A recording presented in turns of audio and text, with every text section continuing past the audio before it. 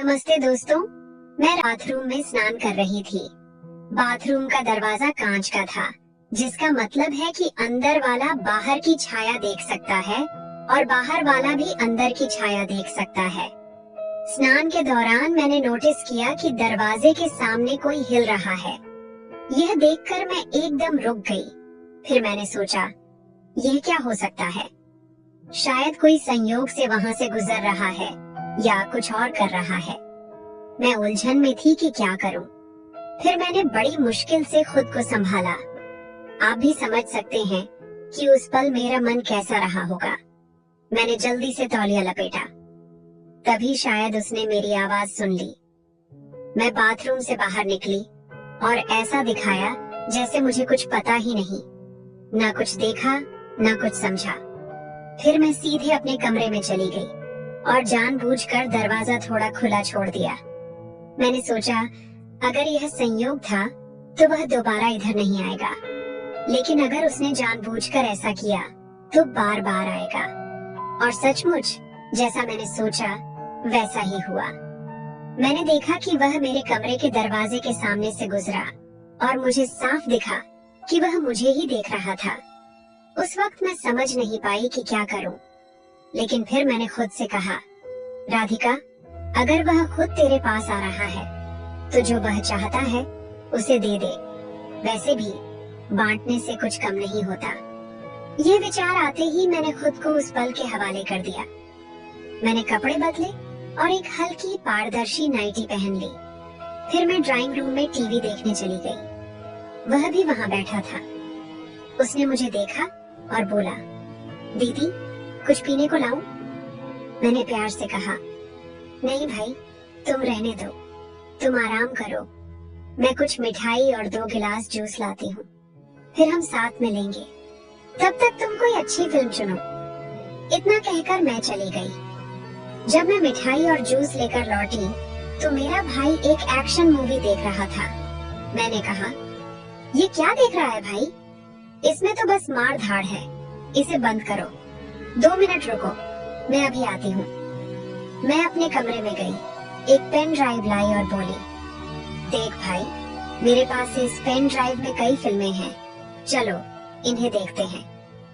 दोस्तों, मैं आपको बता दूं, मैं राधिका अपनी पेन ड्राइव की फिल्मों की आदी हो चुकी थी।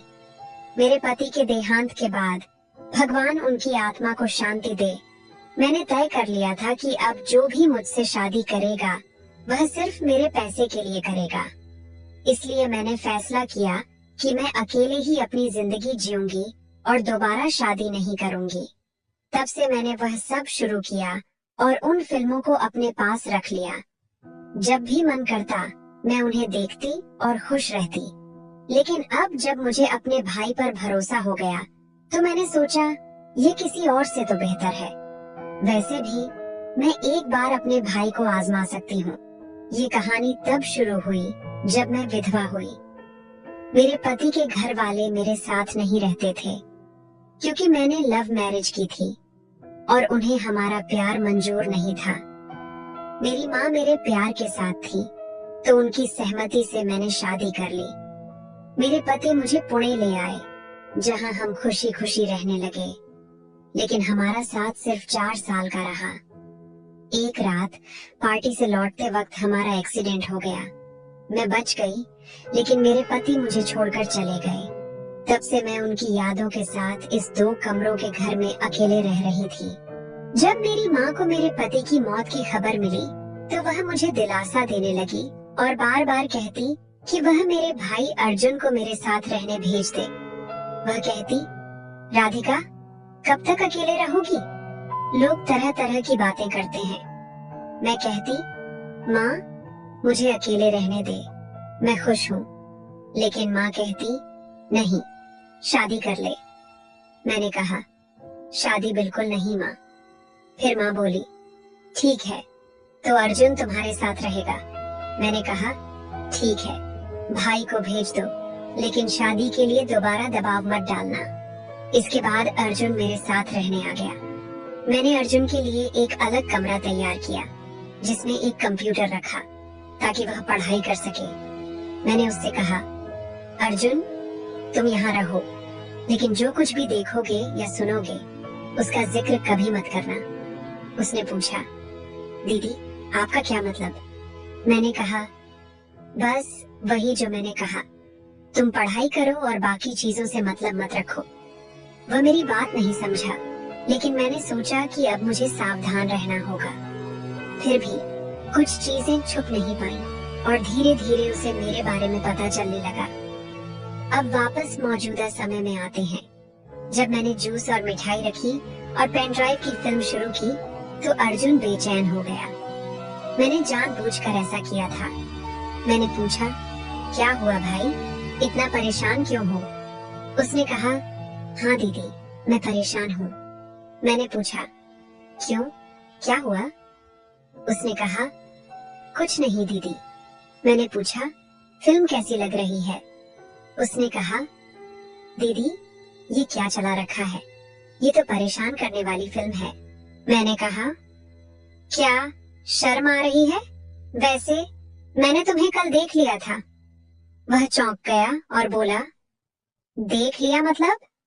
मैंने कहा, हाँ, मैंने तुम्हें बाथरूम के दरवाजे की झिड़ी से झांकते देखा और कांच के दरवाजे से तुम्हारा साया भी। मैंने तुम्हें मेरे बेडरूम के सामने से गुजरते भी देखा। उसने कहा, हाँ, लेकिन वो संयोग से हुआ दीदी। मैंने कहा, झूठ मत बोल वरना मैं नाराज हो जाऊंगी। सच बोलो। अगर सच बोला तो आज की रात तुम्हारी जिंदगी की सबसे यादगार रात होगी। उसने हिम्मत करके कहा, हाँ दीदी मैंने आपको देखा था।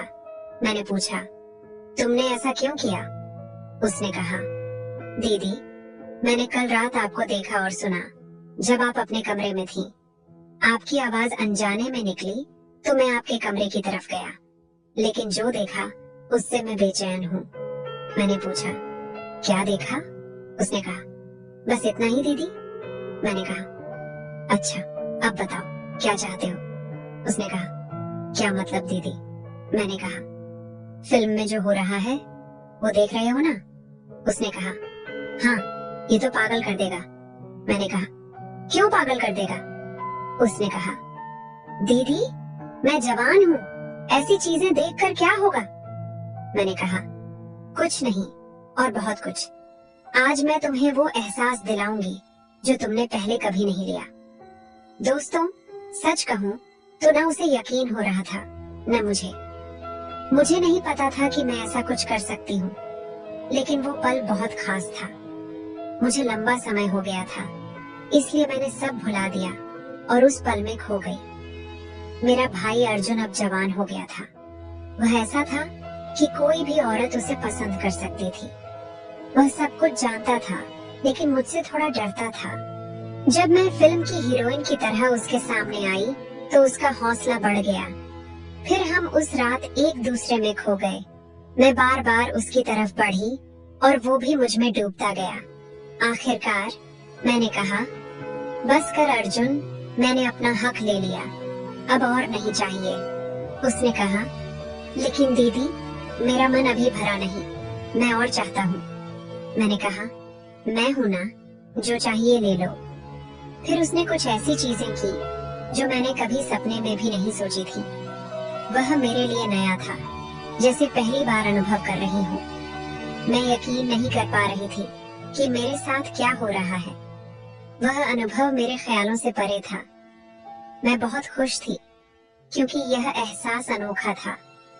उस दिन से हमारा रिश्ता बदल गया। मेरा भाई हर दिन मुझे ढेर सारा प्यार करने लगा। हमने यह कई महीनों तक किया, लेकिन फिर एक खबर ने मुझे हिला दिया। मुझे पता चला कि मैं गंभीर रूप से बीमार हूँ और मुझे कैंसर है। अब मुझे समझ नहीं आ रहा कि क्या करूं।